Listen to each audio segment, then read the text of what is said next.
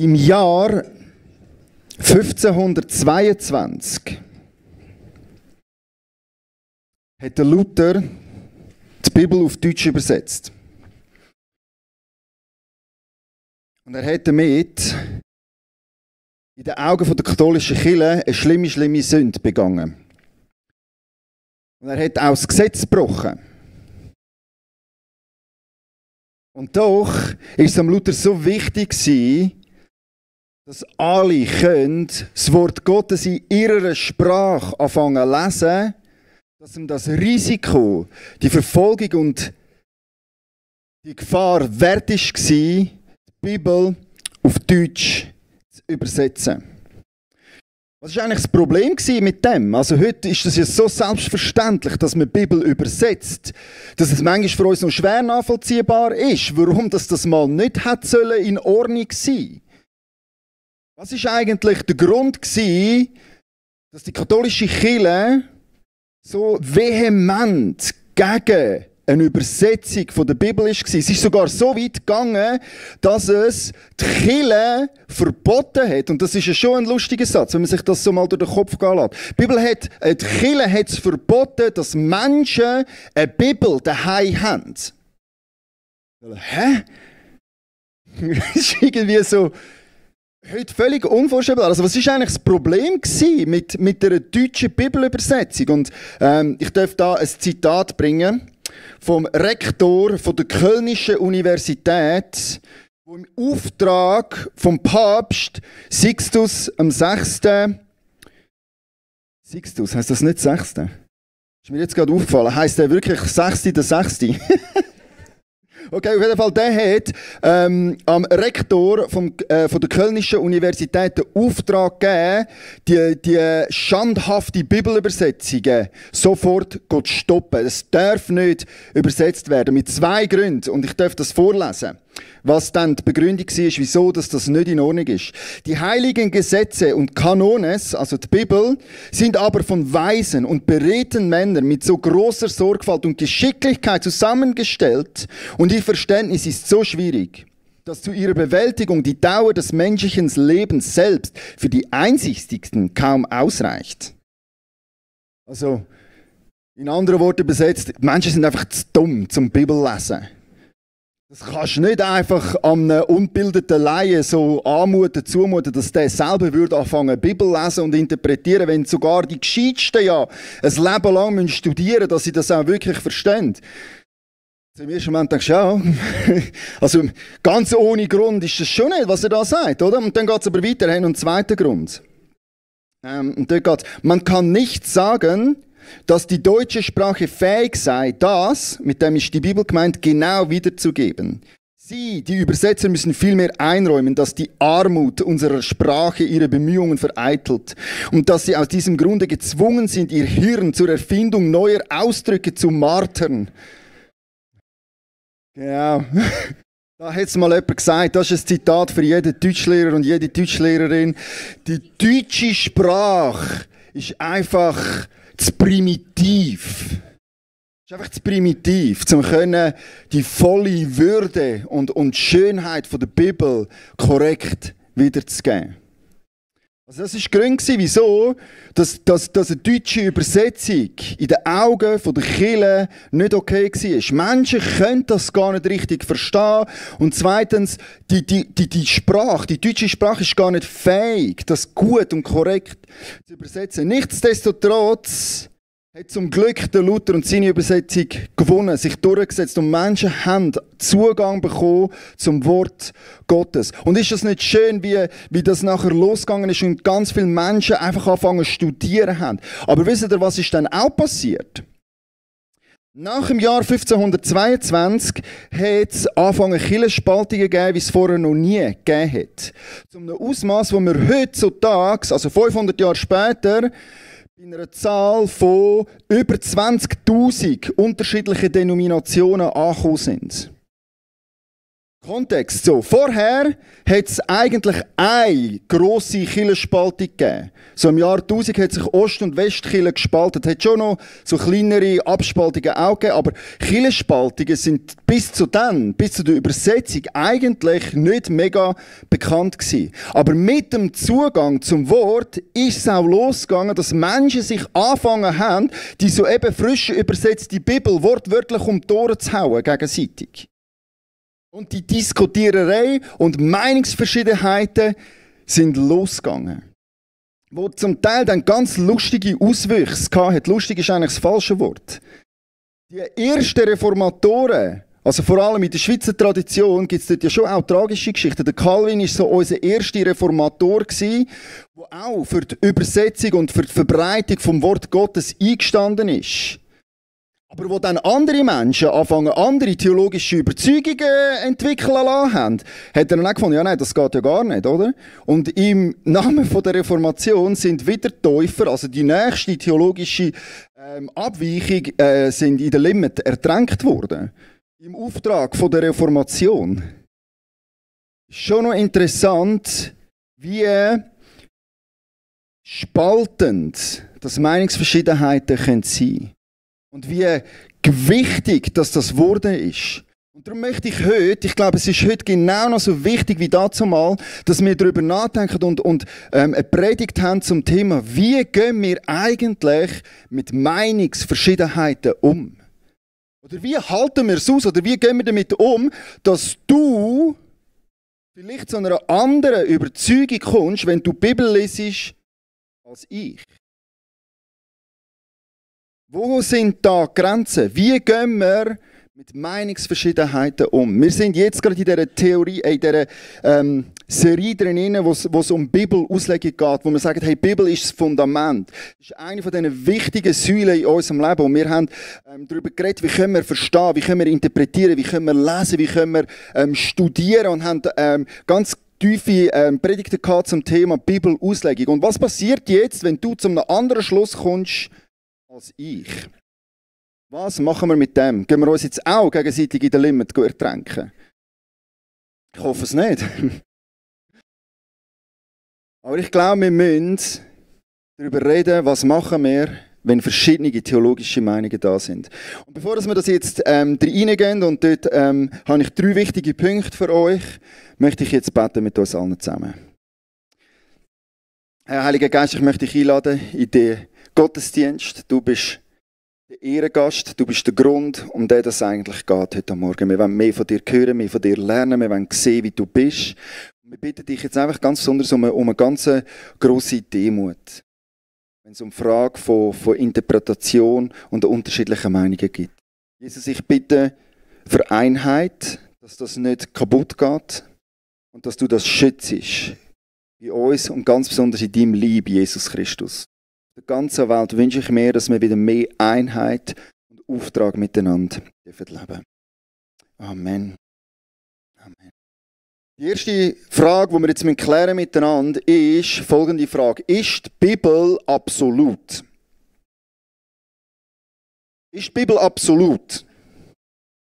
Also, ich kann es noch ein bisschen ausführen, was ich damit meine. Ist die Bibel in ihrer Essenz schwarz und weiß? Also ist es absolut wahr? Gibt's die korrekte Theologie aus der Bibel daraus heraus? Gibt es richtig und falsch? Oder nochmal anders gesagt, was ist, wenn du eine andere Meinung hast als ich? Ist dann einer von uns beiden falsch? Hat einer absolut nicht recht? Und zwar nicht, ja, was für dich gut ist ja gut für dich, aber ich habe meine Wahrheit, oder? Und da in meinem Garten funktioniert das und du hast dein Ding da hin und das ist okay, beides nebeneinander, oder? Weil wenn die Bibel absolut ist, kannst du das nicht mehr sagen, dann gibt es nämlich eine richtige Lehre und es gibt dann eine falsche Lehre. Die Frage ist die Bibel so ein Buch, wo absolut schwarz und weiß ist, wo richtig und falsch ist? Ich glaube, die richtige Antwort auf die Frage ist ja, die Bibel ist absolut. Es gibt richtig und falsch und es ist schwarz und weiß. Es gibt die richtige Lehre und es gibt die falsche Lehre. Es ist ein absolut verbindliches Buch. Es ist das Fundament von unserem Glauben. Und es ist unerschütterlich. Und du kannst nicht sagen, was ich da reinlese, ist jetzt richtig, sondern ich glaube, Gott hat eine absolute Wahrheit. Und die ist offenbart in der Bibel. Oder wie es Jesus würde sagen, in Matthäus 5, Vers 18 möchte ich zitieren. Ich versichere euch, nicht der kleinste Buchstaben im Gottesgesetz, auch nicht ein Strichlein davon, wird je an Gültigkeit verlieren. Solange Himmel und Erde bestehen, alles muss sich erfüllen. Das ist Jesus, wo über das Wort Gottes redet und sagt, hey, was da überliefert worden ist absolut. Jeder Buchstabe dort drin ist wichtig und bevor das Himmel und Erde zu Ende geht, würde ich sagen, dass das nicht so ist. Die Bibel hat einen Absolutheitsanspruch. Und wir würden alle miteinander sagen, jawohl, wir glauben das. Es gibt richtig und falsch in seiner Absolutheit. Aber wisst ihr, was ist das Problem? Ich glaube, du und ich haben zu wenig scharfe Augen, um genau zu sagen, wo die schwarze und die weiße Linie durchgeht in der Bibel. Ich habe euch eine kleine Illustration mitgenommen, was ich genau meine mit dem. Und ich habe ein Bild, auf diesem Bild seht ihr ein Familienfoto von unserer Familie. Das haben wir gemacht auf einem Ausflug in Kroatien. Und das Bild ist ja in Graustufen, oder? Da gibt es ja wie Graustufen. Aber wenn du jetzt anfängst reinzoomen bei diesem Bild, kannst du mal das nächste, kannst du mal eine Stufe reinzoomen, dann merkst du gleich mal, okay, das ist gar nicht so mega grau, das ist eigentlich mehr schwarz und weiß, oder? Und wenn du nachher ganz genau schauen, ganz nah, nochmal eine Stufe reinzoomst, dann siehst du plötzlich, das ist absolut schwarz und weiß. Da gibt es Feldchen, die sind schwarz und da gibt es Feldchen, die sind weiß. Also wenn du scharf genug Augen hast, dann kannst du tatsächlich anfangen zu sagen, und das ist schwarz und das ist weiß. Und ich finde das eine hilfreiche Illustration für wie die Bibel ist. Ich glaube in der Essenz, in der Wahrheit, das ist so, es gibt richtig und falsch. Und ich glaube, wir werden eines Tages vor Gott stehen und er wird uns sagen, was genau gemeint war und was er wirklich wollte sagen und was richtig ist und was falsch ist. Welches Feldchen das weiß war und welches Feldchen das schwarz war. Ich glaube, der Tag wird kommen und so ist Gott und so ist die Bibel. Aber unser Problem, dies und mein Problem ist eben, dass wir einfach nicht scharf genug Augen haben. Unsere Sicht ist mehr wie das erste Bild. So, ja, okay, da gibt es hellere Bereiche und da gibt es dunklere Bereiche. Aber so wie wir es sehen, ist es eben einfach auch manchmal ein bisschen grau. Es gibt Grauabstufungen. Es gibt hellere Bereiche und es gibt dunklere Bereiche. Es gibt auch absolute schwarze Punkte und es gibt auch absolut weiße Punkte. Also dort oben im Himmel, dort gibt es Orte, wo du musst sagen, okay, das ist wirklich weiß. Und da unten im Fels gibt es auch Punkte, wo du sagst, das ist schwarz. Und ich glaube, so müssen wir an die Bibel dran herangehen.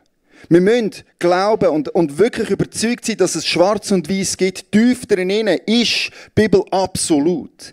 Aber wir brauchen einfach auch genug Demut, um anerkennen, meine Augen sind nicht scharf genug, um jetzt mit der Absolutheit zu sagen, wo die Linien genau durchgehen. Und was jetzt schwarz und was jetzt weiß ist. Und so leben wir einfach in einer Welt, die zum Teil ein bisschen grau ist.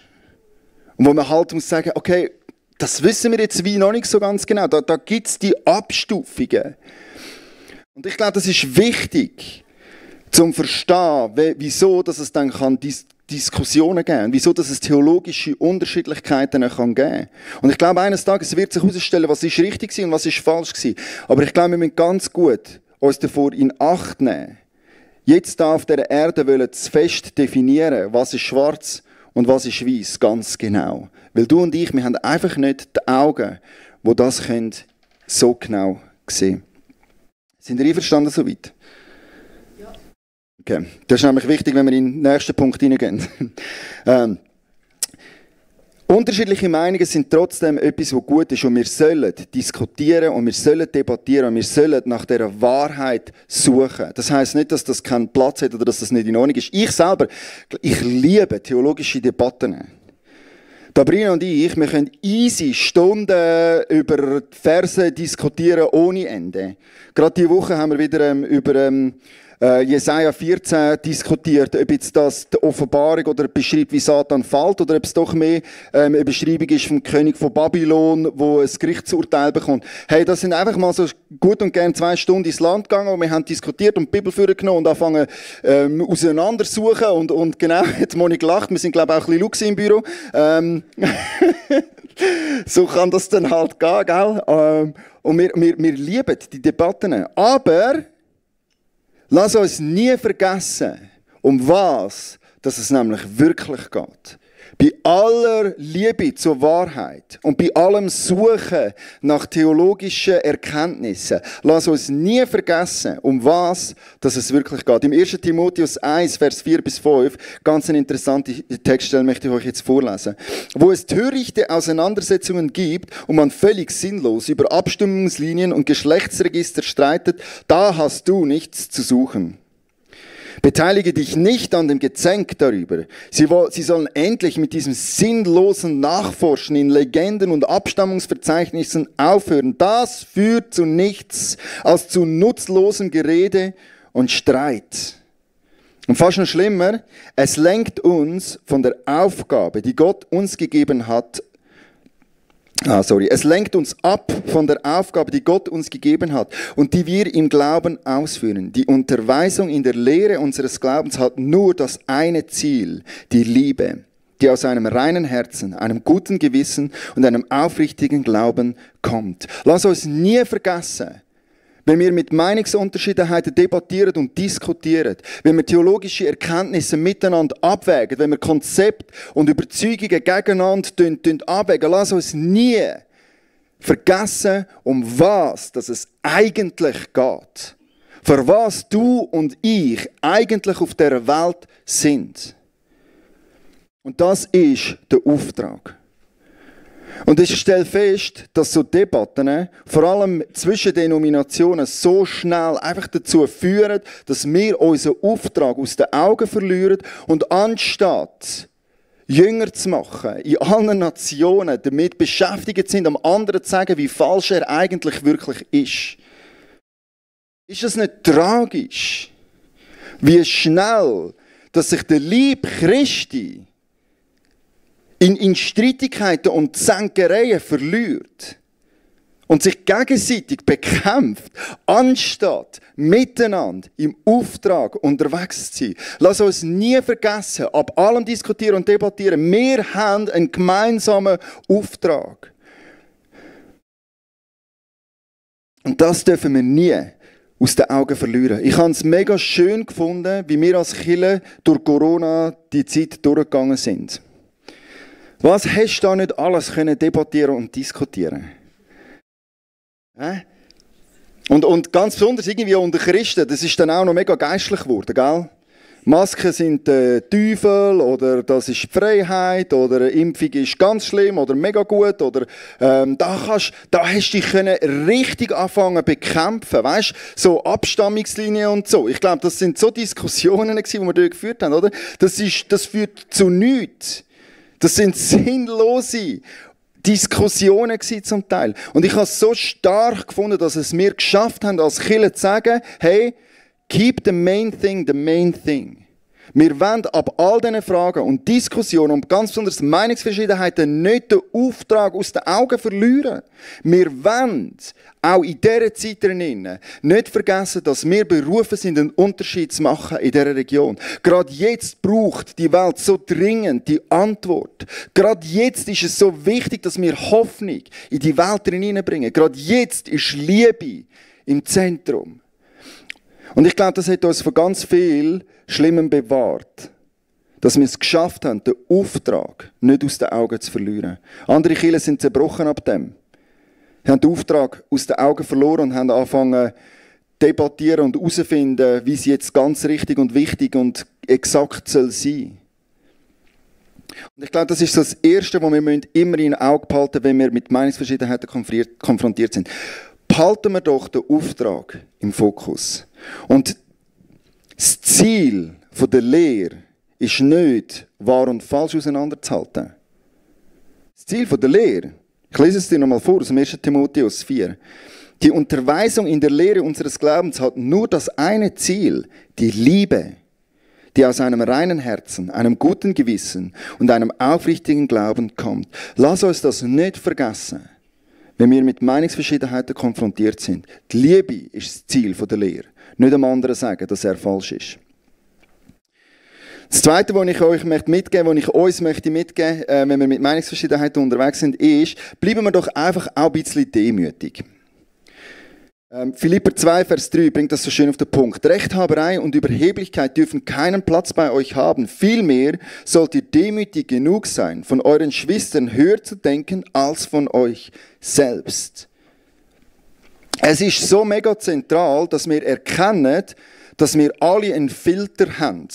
Wir sehen die Welt und die Bibel und unsere Überzeugungen durch einen Filter durch. Ich kann ein Beispiel machen, was ich meine mit dem Filter. Stell dir mal vor, es gibt 2 theologische Schulen. Die eine theologische Schule ist eine sehr konservative Schule.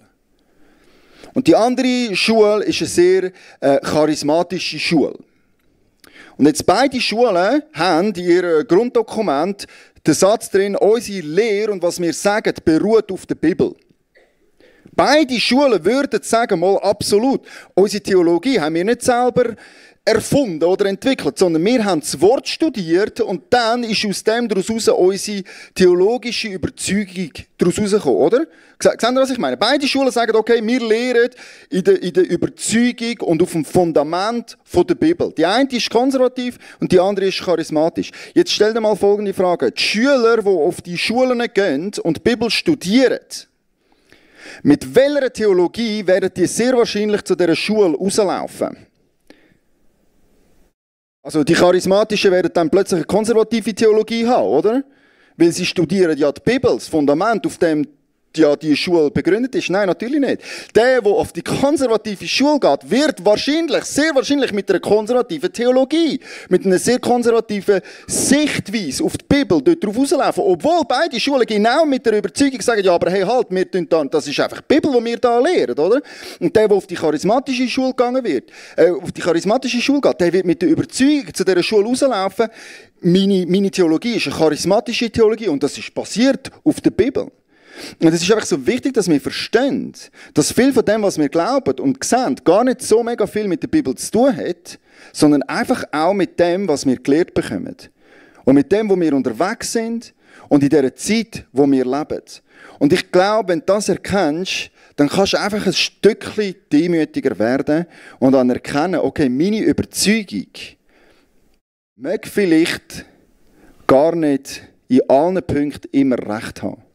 Sogar wenn ich das eigentlich glaube, habe ich doch genug Demut, um zu erkennen, ich muss das nicht jetzt den anderen um die Ohren hauen.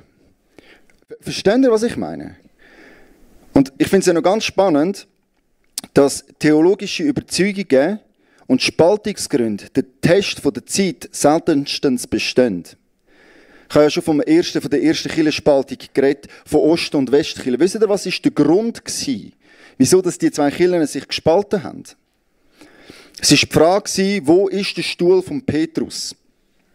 Ist der in Konstantinopel oder ist der in Rom? Und die Ostkirche war ziemlich sicher, ja nein, also der richtige Stuhl Petri und so, das ist natürlich in Konstantinopel daheim, oder? Und die Westkirche hat gesagt, ja nein, also ich meine, das kann ja nur in Rom sein, oder? Weil schlussendlich, und ab dem Grund hat sich die Kirche gespalten, ab dieser Frage, wo ist der Stuhl Petri? Und die einen haben die anderen angefangen zu exkommunizieren und der andere hat diesen exkommuniziert, also der Patriarch hat den Papst exkommuniziert und gesagt, okay, der ist vom Glauben abgefallen, das ist alles falsch, was der sagt. Und der Papst hat den Patriarch von der Ostkirche exkommuniziert und gesagt, ja gut, die sind vom Glauben abgefallen, das geht ja gar nicht. Wie kannst du denken, dass der Stuhl Petri überhaupt in Konstantinopel kann sein, wo es ja klar ist, dass das in Rom ist. Und wir später, 1000 Jahre später, stehen da und denken, was läuft bei denen? Was läuft bei denen? Wie kannst du ab so einer Frage ernsthaft am anderen anfangen, den Glauben absprechen? Und sagen, der ist nicht mehr gerettet? Weil er nicht die gleiche Überzeugung ist wie du. Und ich glaube, ehrlich, dass viele Themen von denen, die wir heute heiß debattieren, in gar nicht so langer Zeit Christen werden kommen und sagen, was ist eigentlich gelaufen bei denen? Was haben die sich gedacht, dass das so wichtig soll sein? Ich kenne einen Freund von mir aus Texas, hat erzählt von einer Kirche, die er kennt. Die hat sich gespalten ab der Frage, ob man im stehenden oder fließenden Gewässer taufen soll. Diese Frage war so wichtig, dass sich die Kirche gespalten hat ab dem. Also da sind nachher die fließend Gewässerleute sind dann gegangen und haben gesagt, ja gut, die im stehenden Gewässer taufen, die sind je nicht gerettet. Und tatsächlich hat es dort angefangen, eine Kirchenspaltung zu geben, ab so einer Frage. Und wir sind jetzt dann, wie kannst du das, oder? Das geht ja gar nicht. Wie blöd sind die eigentlich, oder? Und ich glaube, und dann müssen wir einfach demütig genug sein, um zu sagen, hey, vielleicht werden künftige Generationen auf unsere Debatten, unsere Gründe für die Trennung schauen und denken, was sind das eigentlich für blöde Leute gewesen? Also lass uns einfach nicht zu hoch von uns selber anfangen zu denken. Bleiben wir doch demütig in unseren Überzeugungen drinnen. Okay, dritter Punkt, habe ich 3 Punkte gesagt. Der dritte Punkt ist, es gibt aber auch Grenzen. Im 1. Timotheus 1, Vers 3, das ist der Vers vor dem Text, den wir vorher gelesen haben miteinander, also wo steht, nicht über sinnlose Sachen diskutieren. Vorher sagt der Paulus am Timotheus Folgendes: Als ich nach Mazedonien reiste, bat ich dich, in Ephesus zu bleiben. Du solltest dort bestimmten Leuten Einhalt gebieten, damit sie keine falschen Lehren verbreiten. Tu das auch weiterhin. Also es gibt dann doch noch die Linie und die Definition von wahrer und falscher Lehre. Es gibt eine Irrlehre. Also bei aller Demut, bei allem Auftrag im Auge behalten, gibt es doch auch Linien, die gezogen sind. Und ich habe dort mal von einem Lehrer von mir eine gute Richtlinie bekommen. Ich möchte euch die mitgeben. Wo ziehen wir dann die Linien? Oder das war dann die Frage, die Samuel vor 3-4 Wochen gestellt hat in der Predigt. Wann ist aber auch eine Linie überschritten? Oder wann ist es zu viel? Oder wann bist du nicht mehr miteinander? Und ich glaube, es ist mega wichtig zu unterscheiden können, was ist Dogma und was ist Doktrin.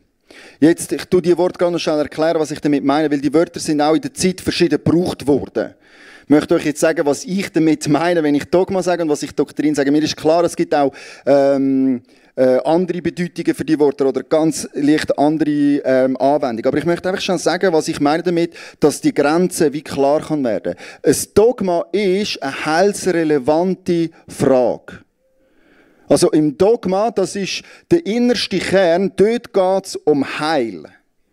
Sprich, Jesus ist der Weg zum Vater. Das ist ein dogmatisches Statement. Es gibt keinen anderen Weg zum Heil, zur Rettung, als durch Jesus Christus durch. Das ist Dogma, das ist heilsrelevant. Und wenn du dort etwas anderes gehst, sagen, dann bist du ein Irrlehrer. Dann hast du etwas gesagt, was falsch ist, was absolut aus unserer Sicht schwarz ist. Da kann man nachher nicht mehr diskutieren und sagen, ja gut, das ist jetzt halt dunkelgrau oder so. Nein, das ist Irrlehre. Das geht nicht. Das tun wir nicht tolerieren. Das geht nicht bei uns da im Kreuzpunkt. Du darfst nicht Sachen sagen, die falsch sind, wenn es um die innerste, um dogmatische Sachen geht, wenn es um heilsrelevante Fragen geht. Versteht ihr, was ich meine? Wenn du gehst sagen, Gott ist nicht Liebe, Gott ist nicht immer Liebe, dann ist das absolut Irrlehre und falsch. Dann bist du über eine Linie darüber hinweggegangen, wo einfach nicht geht.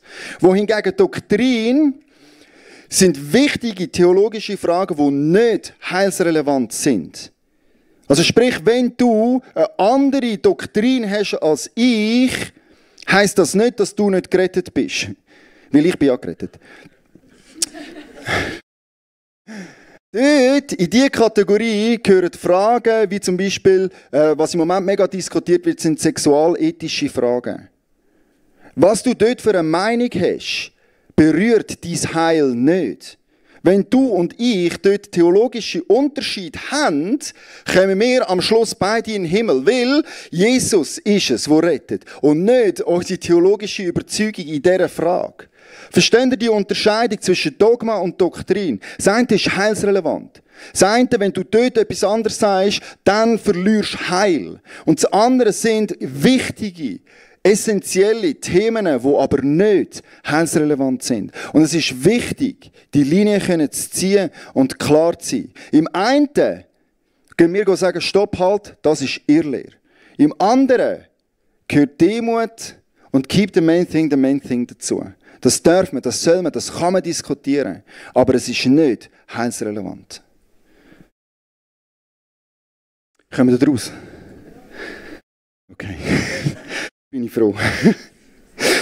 Jetzt noch als Ergänzung. In diesen Doktrinen drinnen gibt es auch gewisse Sachen, die man als Gemeinde wie muss mal definieren. Und das haben wir auch schon verschiedentlich gemacht im Kreuzpunkt. Also wie gehen wir so konkret als Kreuzpunkt mit der Frage von der Irrlehre um oder von Doktrinen, von theologischen Überzeugungen? Wir sind, denke ich, sehr klar in unseren Dogmatiken, in unseren dogmatischen Fragen drin. Niemand würde jeweils sagen, es gibt einen anderen Weg zum Vater als durch Jesus Christus. Wir alle brauchen die Sündenvergebung und das kann nur Jesus Christus allein geben. Jetzt gibt es aber auch ein paar Fragen, die mehr Doktrinen sind, die wir auch mal haben müssen wie definieren und sagen, wie wir es da machen. Zum Beispiel, vor Jahren noch jetzt nicht mehr so heiß diskutierte Frage war, dürfen die Frauen lehren und dürfen die Frauen leiten? Das ist eine doktrinische Frage. Das ist nicht heilsrelevant. Und gleich haben wir aus praktischen Gründen einfach mal gesagt, wie wir es da machen. Das heisst nicht, dass du jetzt dort nicht eine andere Meinung haben darfst. Du darfst dort eine andere Meinung haben. Aber wir haben definiert, wie wir es da im Kreuzpunkt machen. Und das braucht es einfach, dass du als Einheit, als Gemeinde kannst funktionieren. Und es ist wichtig für dich zu wissen, okay, muss ich dann da auf der theologischen Linie vom Kreuzpunkt sein? Nein, musst du nicht. Du musst es einfach aushalten, dass wir es da halt so machen. Aus Gründen, wo wir dargelegt haben, haben wir gewisse Überzeugungen, wenn es um doktrinische Fragen geht, geklärt und gesagt, wie wir es da machen. Du darfst dort eine andere Meinung haben. Also, Konklusion, diskutiert. Habt Freude an theologischen Debatten. Geniessen es. Es ist ein Schatz, wenn du mit anderen Menschen herausfinden, was glaubst du, warum glaubst du das? Und dort kannst du auch Meinungen miteinander diskutieren und austauschen. Aber vergiss nicht, was unser Auftrag ist. Und wenn du merkst, dass Debatten und Meinungsverschiedenheiten in den Weg kommen vom Auftrag, dann ist etwas falsch gelaufen, dann bist du zu weit gegangen. Das Zweite ist, bleiben wir doch alle einfach demütig. Nehmen wir uns selber nicht allzu ernst und sind wir uns einfach einmal bewusst, dass das, was wir heute als absolute Wahrheit erkannt haben, vielleicht in doktrinischen Fragen in Zukunft anders betrachtet werden. Also bleiben wir einfach auch demütig und tun nicht gegeneinander und übereinander den Stab zerbrechen und die Bibel um die Ohren hauen. Und das Dritte ist, es gibt Grenzen. Es gibt absolut auch jetzt schon Sachen, die wir als schwarz und weiß definieren können.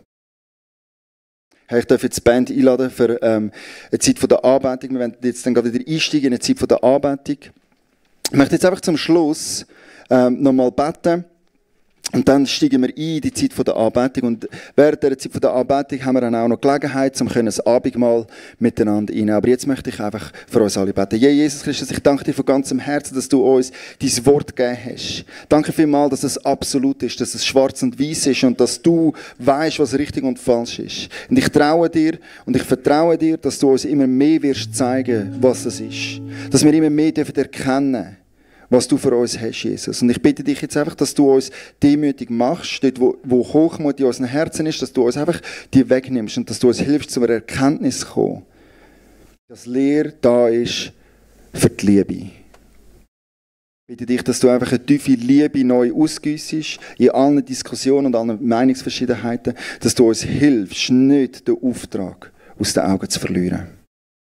Amen.